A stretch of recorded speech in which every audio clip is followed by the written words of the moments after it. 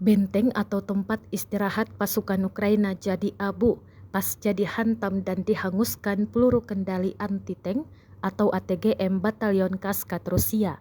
Rekamannya beredar di Telegram pada Kamis 6 April 2023. Dalam keterangan unggahan disebutkan penyerangan ini dilakukan Rusia pada benteng pasukan Ukraina di arah Ukledar. Para pasukan Kaskat menghancurkan benteng musuh dengan bantuan ATGM dalam hitungan detik. Titik tembak nasionalis Ukraina yang hangus tidak memberikan istirahat para pejuangnya. Sebagai hasil dari pekerjaan yang tepat, hanya abu yang tersisa darinya, klaim Batalion Kaskat.